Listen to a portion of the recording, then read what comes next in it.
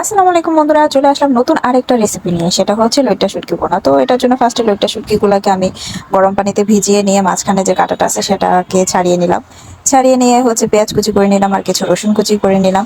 তারপর একটা কড়াইতে সরিষার তেল দিয়ে তেলটা গরম হলে দিয়ে দিব পেঁয়াজ কুচি, রসুন কুচি আর একটু নেড়ে চেড়ে এ পর্যায়ে দিয়ে দিলাম বাটা শুকনো মরিচ আর হলুদের গুঁড়া, মরিচের গুঁড়া আর জিরা গুঁড়া দিয়ে দিলাম, স্বাদ মতো লবণ দিয়ে এগুলাকে ভালো করে একটু নেড়ে চেড়ে কষিয়ে নিব। তো এই তো নাড়তেছি। আর এর মধ্যে কারা কারা বন্যাত্ম এলাকায় আসো আর ওইখান থেকে ভিডিওটা দেখতেছো অবশ্যই আমাকে কমেন্টে জানাবো। তো এখন দিয়ে দিলাম হচ্ছে শুটকিগুলো দিয়ে একটু নেড়ে চেড়ে হচ্ছে কষিয়ে নিলাম। তারপর দিয়ে দিলাম হচ্ছে ধনিয়া পাতা।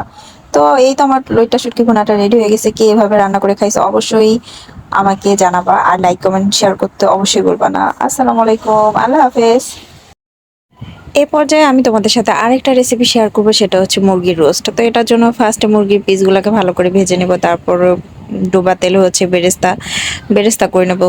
তারপর হচ্ছে যে ব্লেন্ড করা পেঁয়াজ দিয়ে দিব, আদা রসুন বাটা দিয়ে দিব, এবার দিয়ে দিব বাদাম বাটা আর অনেকগুলো কাঁচামরিচ। এই পর্যায়ে অ্যাড করে নেব হচ্ছে টক দই, তারপর একটু মরিচের গুঁড়া আর জিরা গুঁড়া দিয়ে কষিয়ে নিয়ে দিয়ে দেবো মুরগির পিস। তো দিয়ে দিব টমেটো সস, তারপর দিয়ে দিব দুধ, এরপর হচ্ছে বেরেস্তা ভাজাগুলো দিয়ে দিব আরো কিছু কাঁচামরিচ আর হচ্ছে যে কেওড়া জল আর স্বাদ বাড়ানোর জন্য চিনি। তারপর কিছুক্ষণ ঢেকে রান্না করে নেব আর ফ্লেভারের জন্য দিয়ে দিব ঘি। তো আমার মুরগির রোস্টটা প্রায় রেডি হয়ে গেছে। যে যে বাসায় এভাবে রান্না করে খাবা অবশ্যই এত মজা হয়। তো আজকের মতো আল্লাহ হাফেজ।